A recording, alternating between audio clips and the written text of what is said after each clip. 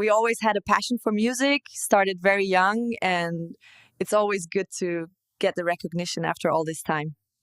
Hello! We're excited to bring you this comprehensive episode all about career success and professional growth in today's dynamic workplace environment. Welcome to the Artificial Fluency Podcast. I'm Sarah, and I'll be your co-host today alongside my colleague David. Together, we'll guide you through essential career strategies, workplace communication skills, and professional development techniques that will help you thrive in any English-speaking work environment. That's right. I'm David, and we've designed this extended episode to give you practical tools and insights for advancing your career while improving your professional English skills.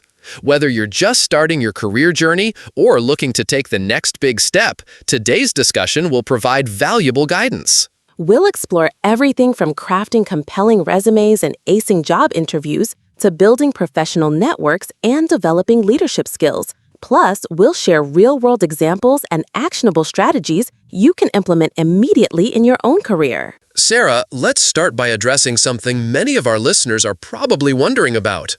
What exactly does career success mean in today's rapidly changing professional landscape? That's such an important question, David. Career success used to be pretty straightforward. Climb the corporate ladder, get promotions, earn more money. But today's definition is much more nuanced and personal. Absolutely. Modern career success might include work-life balance, personal fulfillment, making a positive impact, continuous learning, or even entrepreneurial ventures. It's become much more individualized. Exactly. And for our listeners who are navigating careers in English-speaking environments, there's an additional layer of complexity. They need to master not just the technical skills of their profession, but also the cultural and linguistic nuances of professional communication. That's a great point. Professional English isn't just about grammar and vocabulary. It's about understanding workplace culture, communication styles, and the unspoken rules that govern professional interactions. So true. Let's dive into some essential vocabulary that every professional needs to know. David, would you like to start with some basic career-related terms? Absolutely.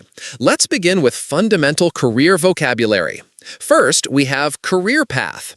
This refers to the sequence of jobs and roles that make up your professional journey. Then there's professional development, the process of improving your skills, knowledge, and abilities to advance in your career. This might include training programs, certifications, or continuing education. Networking is crucial, building and maintaining professional relationships that can help your career.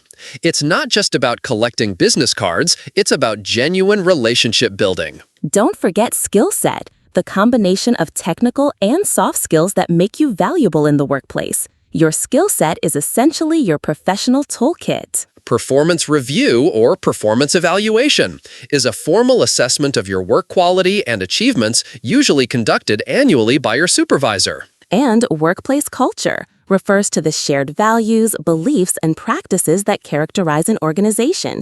Understanding this is crucial for success in any company. These terms form the foundation of professional English. But let's get more specific about different aspects of career development. Let's talk about the job search process, starting with crafting an effective resume. David, what are the key elements of a strong resume for English-speaking markets? Great question. A strong resume should have clear sections, contact information, professional summary, work experience, education, and skills. But it's not just what you include, it's how you present it. Exactly. Use action verbs to describe your accomplishments. Instead of saying, I was responsible for managing a team, say, managed a team of 12 employees, resulting in a 25% increase in productivity. That's a perfect example. Quantify your achievements whenever possible. Numbers make your accomplishments more concrete and impressive. And remember to tailor your resume for each position.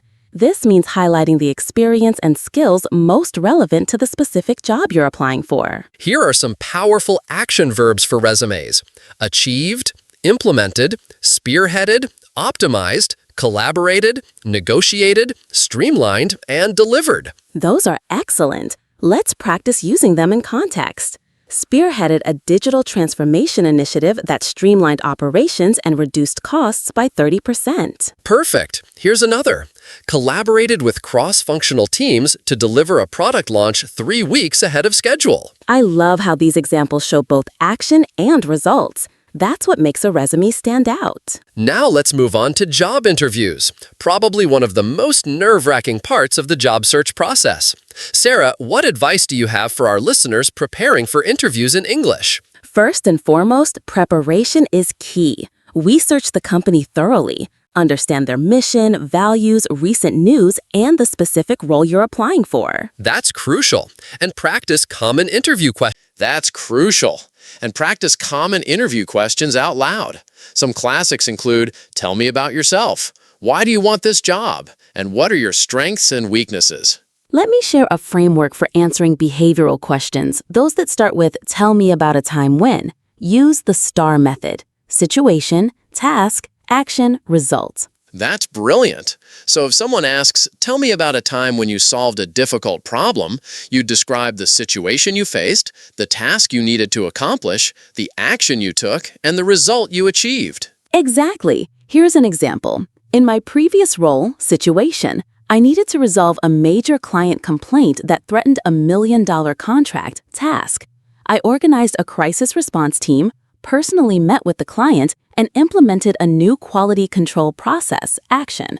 As a result, we retained the client and improved our overall service quality, result. That's a perfect STAR response. It's specific, demonstrates problem-solving skills, and shows measurable results. And remember, interviews are a two-way street. Prepare thoughtful questions about the role, team, and company culture.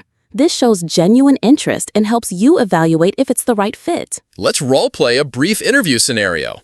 Sarah, you can be the interviewer, and I'll be the candidate. Perfect. Thank you for coming in today, David. Could you start by telling me about yourself and what brings you to this position? Thank you for the opportunity to interview. I'm a marketing professional with 5 years of experience in digital marketing and brand management. In my current role, I've led successful campaigns that increased brand awareness by 40% and drove significant revenue growth. I'm particularly excited about this position because it would allow me to combine my passion for data-driven marketing with your company's innovative approach to customer engagement. That's impressive. Can you tell me about a time when you had to work with a difficult team member? Certainly. Last year, I was working on a product launch with a colleague who consistently missed deadlines and seemed resistant to feedback. Rather than escalate immediately, I scheduled a one-on-one conversation to understand their perspective. I discovered they were overwhelmed with competing priorities. Together, we restructured the project timeline and established clearer communication protocols.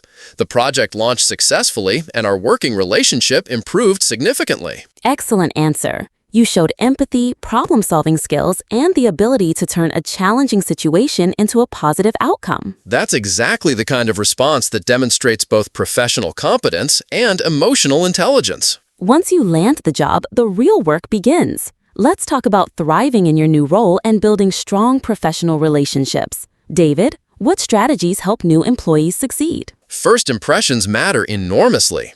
In your first 90 days, focus on learning, observing, and building relationships.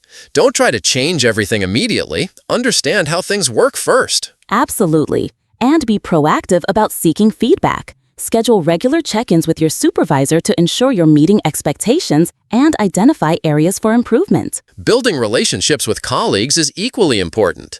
This isn't about being best friends with everyone, but about establishing professional rapport and trust. Great point. Some practical ways to build relationships include offering help when appropriate, being reliable and following through on commitments, and showing genuine interest in your colleagues' work and perspectives. And don't underestimate the power of informal interactions. Coffee chats, lunch conversations, and water cooler discussions often build stronger relationships than formal meetings. Communication style is crucial too.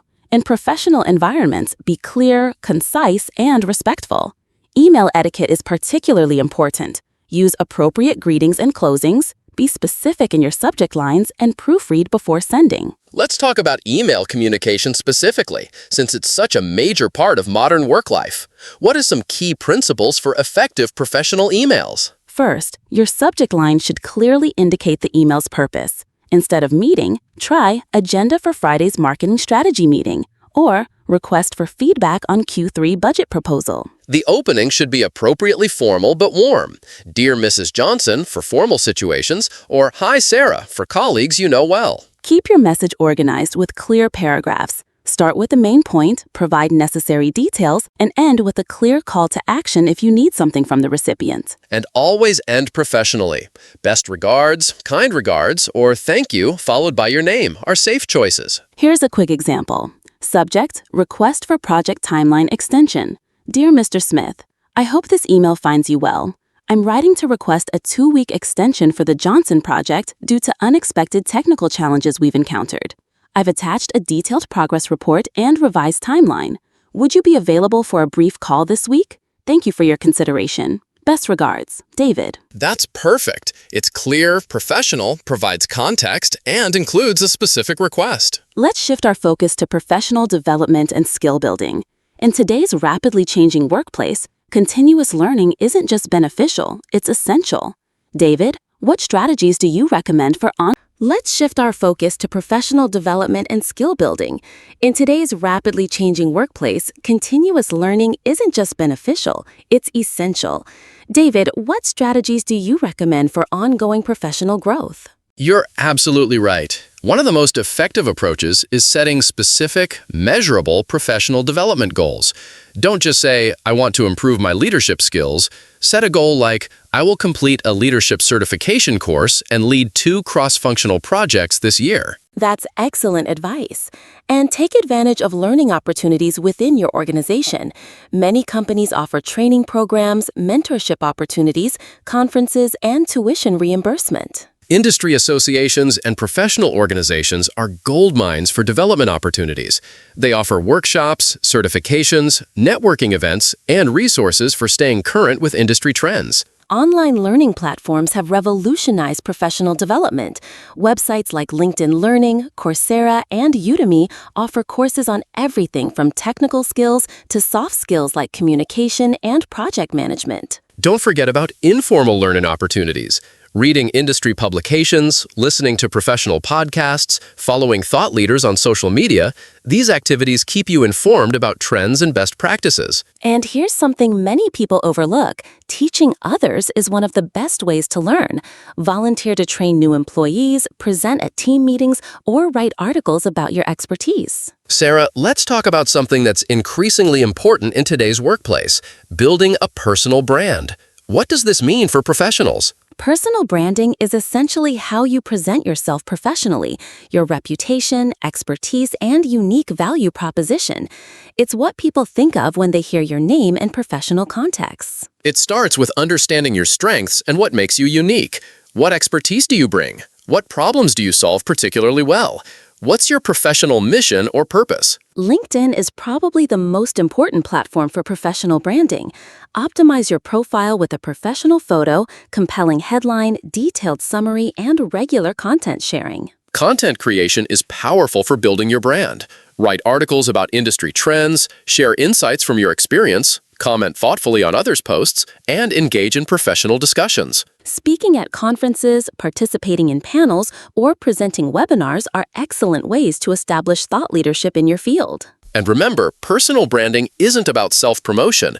It's about adding value and building authentic professional relationships. Consistency is key. Your personal brand should be reflected in everything from your email signature to your conference presentations to your social media presence. Let's discuss workplace challenges and how to navigate them professionally.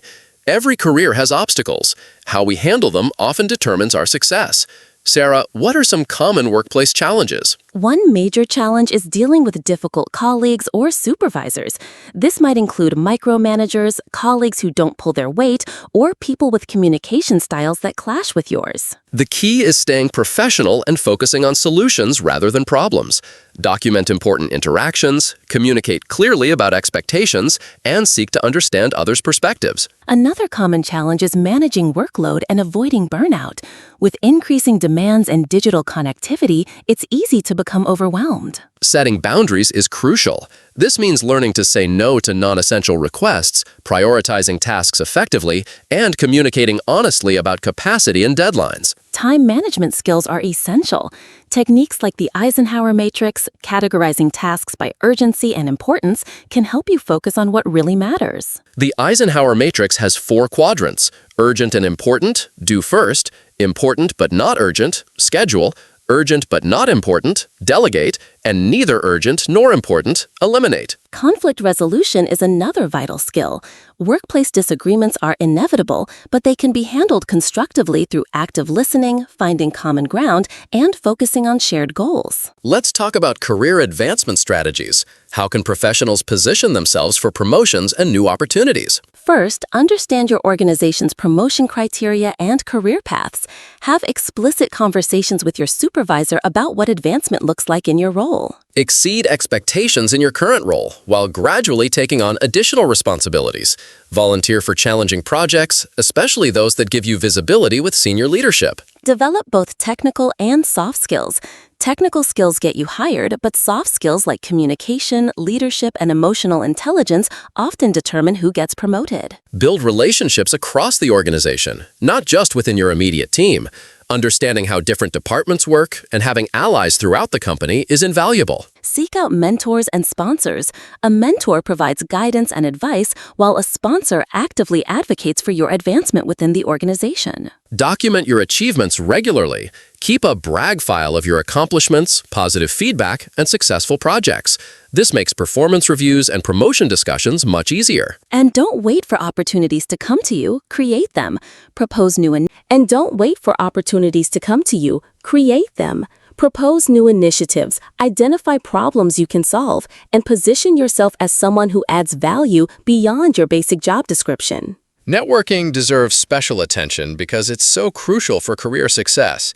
Sarah, many people feel uncomfortable with networking. How can they approach it more naturally? You're right that networking can feel awkward, especially for introverts or people from cultures where self-promotion isn't common. The key is reframing networking as relationship building rather than asking for favors. Start with giving rather than getting. How can you help others? Share relevant articles, make introductions between people who should know each other, or offer your expertise when someone has a question. Attend industry events, conferences, and professional meetups, but don't just collect business cards. Have genuine conversations about people's work, challenges, and interests. Follow up meaningfully after meeting someone. Send a LinkedIn connection request with a personalized message referencing your conversation, or share an article related to something they mentioned. Internal networking is just as important as external networking. Build relationships with colleagues in different departments, levels, and locations within your organization. Informational interviews are a great networking tool. Reach out to people in roles or companies you're interested in and ask for 20-30 minutes to learn about their career path and industry insights. Remember, networking is a long-term investment. You're building relationships that might benefit you or the other person months or years down the line. Let's address something many of our listeners might be dealing with: career transitions. Whether it's changing industries, returning to work after a break, or shifting to a leadership role, transitions can be challenging. Career transitions require careful planning and patience. Start by identifying transferable skills, abilities that apply across different roles or industries. Research is crucial. Understand the new field or role thoroughly. What skills are required? What's the typical career path? What are the industry trends and challenges? Consider taking on projects or volunteer work that gives you experience in your target area. This helps build relevant skills and demonstrates commitment to the transition. Update your professional materials, resume, LinkedIn profile, and elevator pitch to reflect your transition goals and highlight relevant experience. Be prepared to address the transition in interviews. Have a clear, compelling story about why you're making the change and how your background adds unique value. Sometimes a lateral move or even a step back can be strategic if it positions you for long-term growth in your desired direction. And be patient with yourself. Career transitions take time, and there might be setbacks along the way. Stay focused on your long-term goals. Let's discuss leadership development, which becomes increasingly important as careers progress. Sarah, what distinguishes effective leaders in today's workplace? Modern leadership is much more collaborative and emotionally intelligent than traditional command and control styles. Today's leaders need to inspire and influence rather than just direct. Networking is absolutely fundamental. Leaders must be able to articulate vision clearly, provide constructive feedback, facilitate difficult conversations, and adapt their communication style to different audiences. Emotional intelligence, the ability to understand and manage your own emotions while recognizing and responding appropriately to others' emotions, is crucial for leadership success. Decision-making skills are essential. This includes gathering and analyzing information, considering multiple perspectives, making timely decisions despite uncertainty, and taking responsibility for outcomes. Delegation is a skill many new leaders struggle with. It's not just about assigning tasks, it's about empowering others, providing clear expectations, and supporting their success. Adaptability and resilience are increasingly important as the pace of change accelerates. Leaders need to model flexibility and help their teams navigate uncertainty and change. And authentic leadership, being genuine, consistent, and values-driven, builds trust and credibility with team members. As we near the end of our comprehensive discussion, let's talk about work-life balance and maintaining well-being throughout your career journey. This is so important, David. Career success shouldn't come at the expense of your health, relationships, or personal fulfillment. Sustainable success requires balance. Set clear boundaries between work and personal time. This might mean not checking emails after certain hours, taking actual lunch breaks, or using all your vacation days. Prioritize your physical and mental health. Regular exercise, adequate sleep, healthy eating, and stress management techniques aren't luxuries. They're essential for sustained performance. Maintain relationships outside of work. Strong personal relationships provide support, perspective, and joy that contribute to overall life satisfaction. Pursue interests and hobbies outside of work. These activities provide creative outlets, stress relief, and often lead to skills or perspectives that enhance your professional life. Regular self-reflection is valuable. Periodically assess whether your career is aligned with your values, goals, and life priorities. It's okay to make adjustments. And remember that career success is a marathon, not a sprint. There will be ups and downs, setbacks, and breakthroughs. Maintain perspective. And remember that career success is a marathon, not a sprint. There will be ups and downs, setbacks, and breakthroughs. Maintain perspective and resilience. Before we wrap up, let's give our listeners some specific action items they can implement immediately to advance their careers. Excellent idea. First, update your LinkedIn profile this week. Add recent accomplishments, update your summary, and share one piece of valuable content. Schedule a career conversation with your supervisor within the next month. Discuss your goals, ask for feedback, and identify specific development opportunities. Identify one new skill you want to develop and find a way to start learning it within the next 2 weeks, whether through online courses, books, or practice opportunities. Reach out to one new professional contact each week. This could be someone you meet at an event, a colleague in another department, or someone you'd like to have an informational interview with. Start documenting your achievements regularly. Create a file where you track projects, accomplishments, positive feedback, and learning experiences. Set aside 30 minutes each week for professional reading, industry publications, business news, or career development articles. And finally, reflect on your career goals regularly. Are you moving in the direction you want? What adjustments might be needed? Sarah, this has been such a comprehensive and valuable discussion about career success and professional growth. We've covered everything from resume writing to leadership development. It really has, David. I hope our listeners feel equipped with practical strategies and insights they can apply immediately in their own career journeys. Remember, career success is personal. Define what it means for you and work steadily toward those goals. The key takeaways are clear. Continuous learning, relationship building, effective communication, and authentic leadership are essential for long-term career success in today's dynamic workplace. And don't forget that setbacks and challenges are normal parts of any career journey. What matters is how you respond to them and what you learn along the way. We'd love to hear about your career experiences and challenges. Share your stories with us using the hashtag @ArtificialFluencyCareer. Next week, we'll be exploring the topic of entrepreneurship and starting your own business, another exciting path for professional growth and success. Until then, this is David and Sarah from Artificial Fluency, wishing you success and fulfillment in your career journey.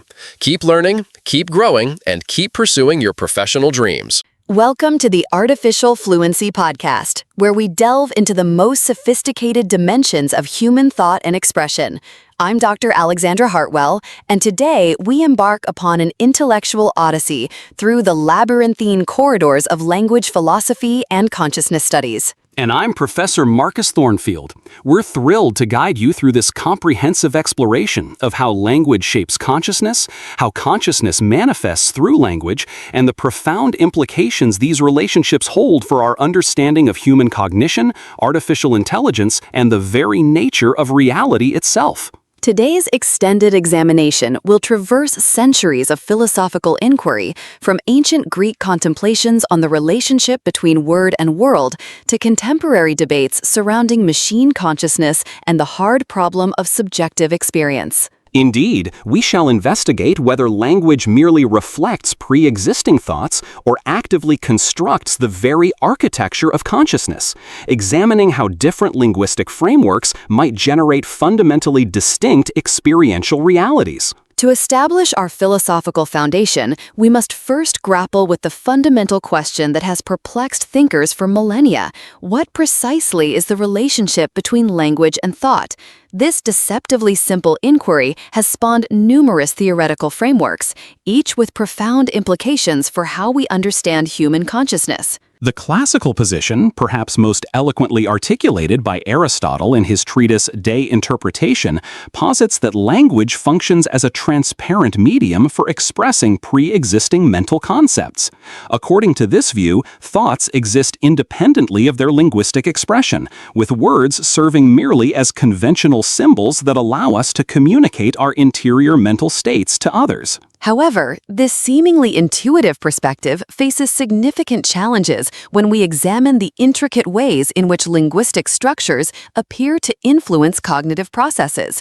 The Sapir-Whorf hypothesis, developed by linguist Edward Sapir and his student Benjamin Lee Whorf, proposes that the structure of a language fundamentally shapes the worldview of its speakers. Whorf's investigations into Hopi temporal concepts provide a compelling illustration of this principle. He argued that the Hopi language, which lacks the tensed verb system characteristic of European languages, engenders a fundamentally different conceptualization of time, one that emphasizes process and becoming rather than discrete temporal moments. While subsequent research has challenged some of Whorf's specific claims about Hopi grammar, the broader question of linguistic relativity remains profoundly relevant to contemporary debates in cognitive science, philosophy of mind, and artificial intelligence research. Consider, for instance, the phenomenon of color categorization across different languages. Russian speakers, who distinguish between light blue, голубой, and dark blue, синие, demonstrate faster discrimination between these color categories than English speakers, who subsume both under the single term blue. This empirical evidence suggests that lexical distinctions can influence perceptual processing, raising profound questions about the nature of consciousness itself. Are we conscious of the world as it exists independently of our linguistic categories, or does language actively construct the phenomenological landscape of our experience? The philosopher Ludwig Wittgenstein revolutionized our understanding of these issues through his concept of language games. The idea that language derives its meaning not from correspondence to external reality, but from its functional role within specific forms of life and social practices. Wittgenstein's later philosophy dismantled the notion of a private language, arguing that even our most intimate thoughts and sensations are necessarily structured by publicly accessible linguistic practices. This position has radical implications for consciousness studies, suggesting that subjective experience itself might be constituted through linguistic and cultural frameworks rather than existing as a purely private phenomenon. The ramifications of this perspective extend far beyond academic philosophy. If consciousness is indeed linguistically constituted, then the development of artificial intelligence systems capable of genuine understanding rather than mere symbol manipulation requires not simply computational power, but participation in genuine language games, embedded within meaningful forms of life. This brings us to one of the most contentious debates in contemporary philosophy of mind, the question of whether artificial systems can achieve genuine consciousness or whether they are forever condemned to sophisticated simulation without authentic subjective experience. The Chinese room argument proposed by philosopher John Searle illustrates this dilemma vividly. Searle asks us to imagine a person who speaks no Chinese locked in a room with comprehensive rule books for manipulating Chinese characters. This person could respond appropriately to Chinese inputs without understanding their meaning, thereby demonstrating the distinction between syntactic manipulation and semantic understanding.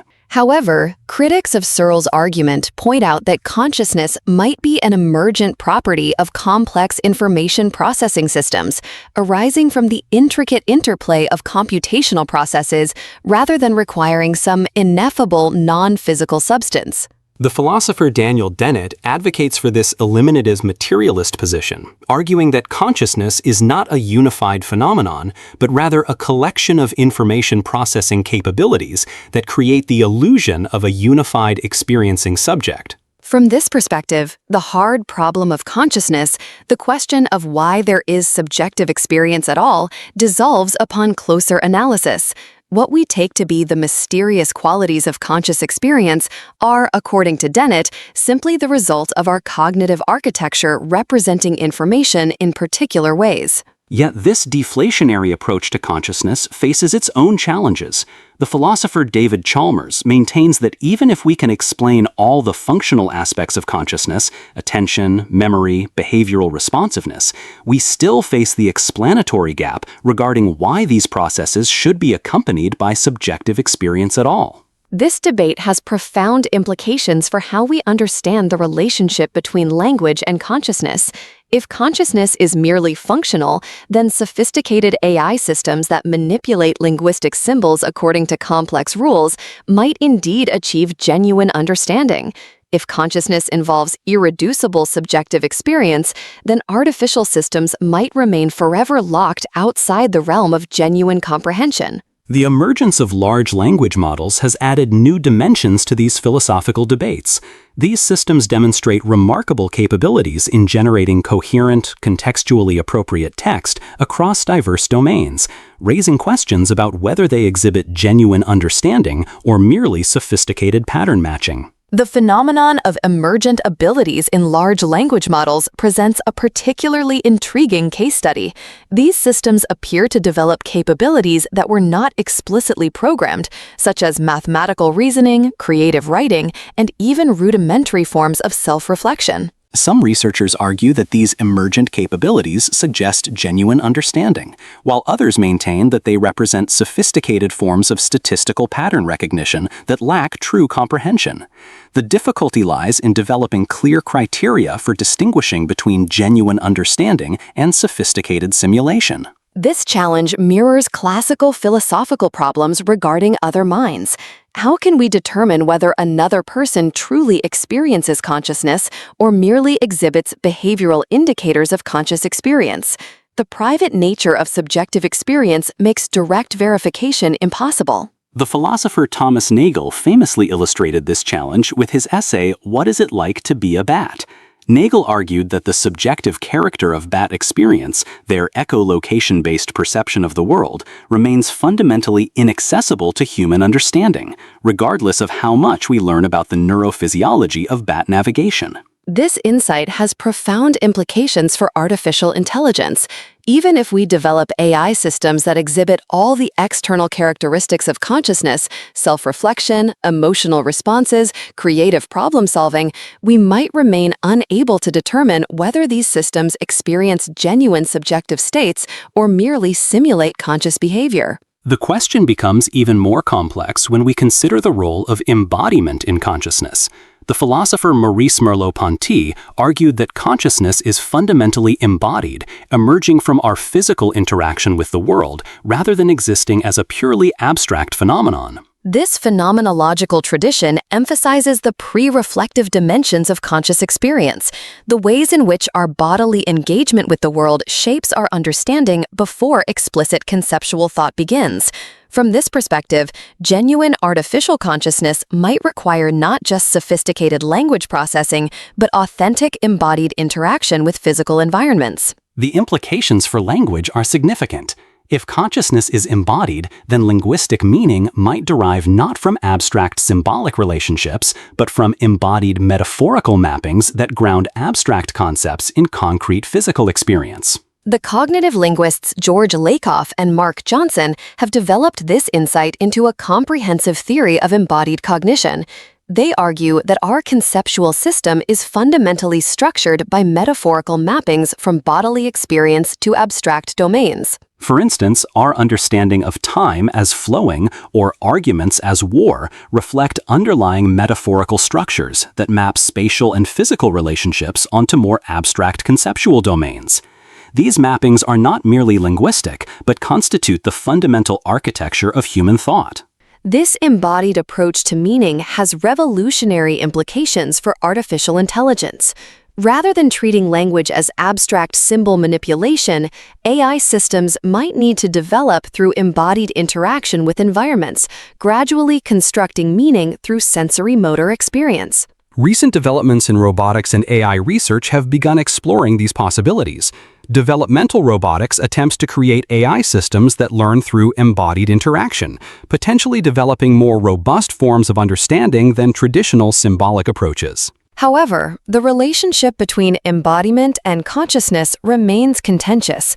While few would deny that embodiment influences cognition, the extent to which consciousness necessarily requires physical embodiment remains an open question. Virtual embodiment presents an interesting test case. Can artificial systems develop genuine understanding through interaction with simulated rather than physical environments? Some researchers argue that the specific nature of embodiment matters less than the structural relationships between agent and environment. This debate connects to broader questions about the nature of reality itself. If consciousness can emerge from virtual embodiment, what does this tell us about the relationship between mind and matter? Are we approaching a form of digital dualism where consciousness can exist independently of particular physical substrates? The philosopher Nick Bostrom has explored these possibilities through his simulation hypothesis, which proposes that our entire reality might itself be a computational simulation. If this were true, the distinction between artificial and natural consciousness would become meaningless. While Bostrom's hypothesis remains speculative, it illustrates the profound conceptual challenges we face as artificial intelligence systems become increasingly sophisticated. The boundaries between natural and artificial, real and simulated, conscious and unconscious are becoming increasingly blurred. These philosophical challenges have practical implications for how we develop and deploy AI systems. If artificial systems can achieve genuine consciousness, they might deserve moral consideration and rights. If they cannot, we need clear criteria for distinguishing between conscious and unconscious systems. The ethical dimensions of artificial consciousness present unprecedented challenges for moral philosophy. Traditional ethical frameworks assume clear distinctions between conscious and unconscious entities, but these distinctions become problematic as AI systems exhibit increasingly sophisticated behaviors. The philosopher Peter Singer's utilitarian approach, which grounds moral consideration in the capacity for suffering, raises difficult questions about AI systems. If artificial systems can experience something analogous to suffering, they might deserve moral protection, regardless of their underlying implementation. Conversely, if AI systems merely simulate suffering without genuine subjective experience, treating them as moral patients might be a category error that distracts from more pressing ethical concerns involving clearly conscious beings. The challenge is developing reliable criteria for distinguishing between genuine and simulated consciousness. Behavioral indicators alone seem insufficient, as sophisticated systems can exhibit convincing simulations of conscious behavior without authentic subjective experience. Some philosophers propose that consciousness requires specific biological processes that cannot be replicated in artificial systems. However, this biological chauvinism faces challenges from cases of brain plasticity, prosthetic devices, and gradual replacement scenarios. The gradual replacement thought experiment, proposed by David Chalmers, asks us to imagine neurons being gradually replaced by functionally equivalent artificial devices. If consciousness persists throughout this process, biological implementation cannot be necessary for conscious experience. These philosophical investigations have profound implications for language education and acquisition. If consciousness and language are fundamentally intertwined, then learning a new language might not simply involve acquiring new vocabulary and grammar, but potentially restructuring one's entire experiential framework. This perspective explains why advanced language learning often involves not just linguistic competence, but cultural and conceptual transformation. Learning a language deeply means learning to inhabit a different way of being. The phenomenon of code switching in multilingual speakers provides compelling evidence for this view. Speakers often report feeling like different people when speaking different languages, suggesting that linguistic frameworks shape not just communication, but identity itself. Research in bilingual cognition supports these subjective reports. Bilingual speakers demonstrate different decision-making patterns, emotional responses, and even moral judgments depending on the language in which problems are presented. These findings have implications for artificial language learning systems. Rather than treating multilingual capability as simply accessing different vocabulary and grammars, AI systems might need to develop multiple experiential frameworks corresponding to different linguistic communities. The challenge becomes even more complex when we consider the creative dimensions of language use. Human speakers constantly generate novel expressions, metaphors, and conceptual combinations that extend beyond their training data. This creative capacity seems to require not just pattern recognition, but genuine understanding and imagination. The nature of linguistic creativity raises fundamental questions about consciousness and understanding.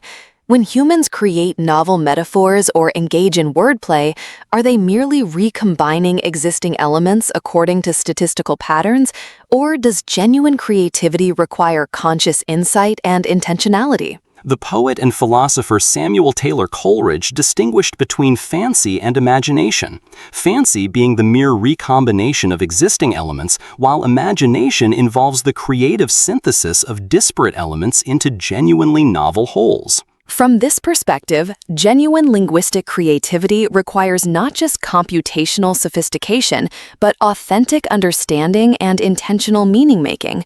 The question becomes whether artificial systems can achieve this level of creative understanding or whether they remain confined to sophisticated forms of fancy. Recent developments in AI-generated poetry, fiction, and creative writing present interesting test cases.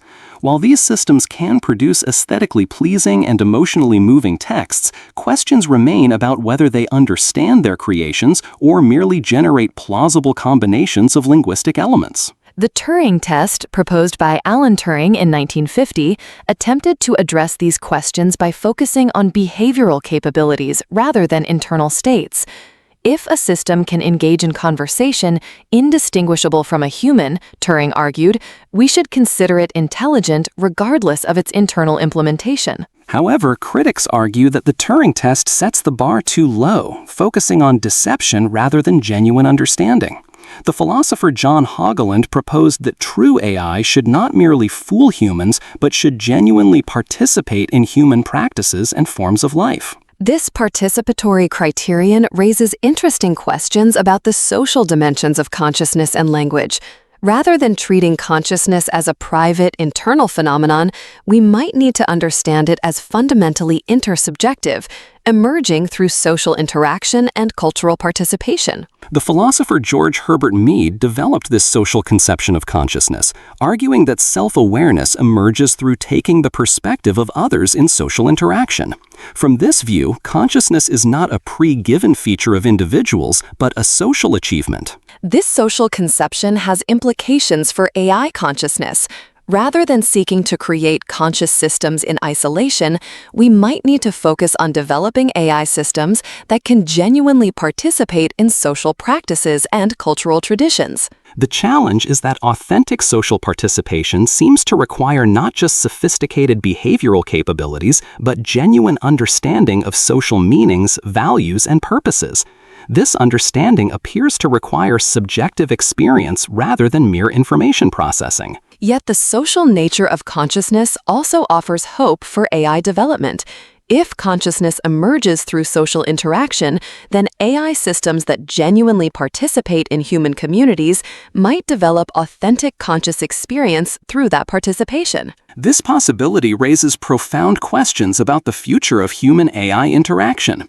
As AI systems become more sophisticated, we might witness the emergence of genuinely artificial forms of consciousness that are nonetheless authentic participants in human culture and society. The temporal dimensions of consciousness present another layer of complexity in these discussions. Human consciousness is fundamentally temporal, involving not just present awareness, but memory of the past and anticipation of the future. This temporal structure seems essential to the narrative coherence of conscious experience. The philosopher Edmund Husserl analyzed this temporal structure through his concept of retention and protension, the ways in which consciousness holds on to the immediate past and anticipates the immediate future, creating the unified flow of experience. For artificial systems, replicating this temporal structure presents significant challenges. While AI systems can access stored information and make predictions, it's unclear whether they experience the temporal flow of consciousness or merely process temporal information. The narrative dimensions of consciousness are particularly relevant to language and identity. Humans construct coherent life narratives that integrate past experiences, present circumstances, and future aspirations into meaningful wholes. This narrative capacity seems essential to advanced language use, enabling speakers to maintain coherent perspectives across extended conversations and to engage in complex forms of reasoning about hypothetical scenarios and future possibilities. The question becomes whether AI systems can develop genuine narrative coherence, or whether they remain confined to moment-by-moment responses without authentic temporal continuity of experience. As we approach the conclusion of our philosophical investigation, we must consider the practical implications of these theoretical discussions for language education, AI development, and our understanding of human nature itself. If consciousness and language are fundamentally intertwined, then language education becomes not merely skill acquisition, but a form of consciousness development. Learning a new language opens new experiential possibilities and ways of being in the world. This perspective suggests that language education should focus not just on communicative competence, but on cultural immersion and experiential engagement. Students need opportunities to inhabit different linguistic worlds, not merely to translate between them. For AI development, these insights suggest that genuine artificial intelligence might require not just computational sophistication, but authentic participation in meaningful practices and relationships. AI systems might need to develop through genuine social interaction, rather than isolated training on linguistic data. The philosophical challenges we've explored also have implications for how we understand ourselves as conscious, linguistic beings. If language shapes consciousness, then our choice of words, metaphors, and conceptual frameworks actively constructs our experiential reality. This recognition empowers us to take responsibility for our linguistic choices, understanding that how we speak and think shapes not just our communication, but our very experience of being in the world. The relationship between language and consciousness remains one of the deepest mysteries in human experience. While we have explored various philosophical perspectives and empirical findings, definitive answers remain elusive. Perhaps this elusiveness is itself significant. The fact that consciousness seems to exceed our conceptual frameworks might indicate something fundamental about the nature of subjective experience, that it cannot be fully captured in objective, linguistic terms. Yet the attempt to understand consciousness through language continues to yield insights about both phenomena. Each philosophical investigation reveals new dimensions of these complex relationships and opens new avenues for research and understanding.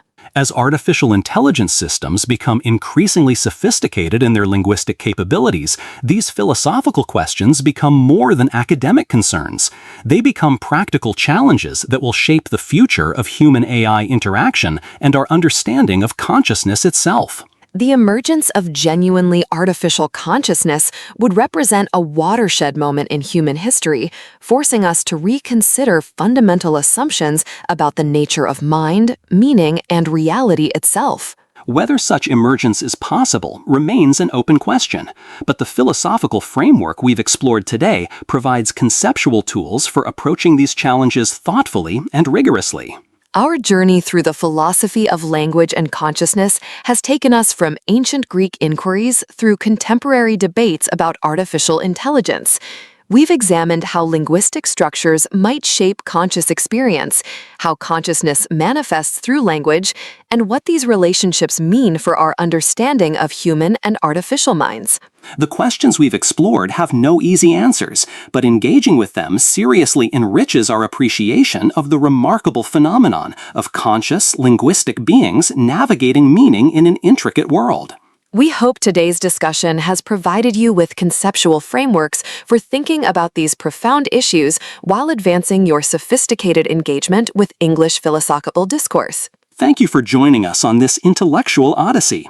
Continue to question, explore, and engage with the deepest mysteries of language, consciousness, and human experience. This is Dr. Alexandra Hartwell and Professor Marcus Thornfield, encouraging you to embrace the profound responsibility and opportunity of conscious linguistic existence.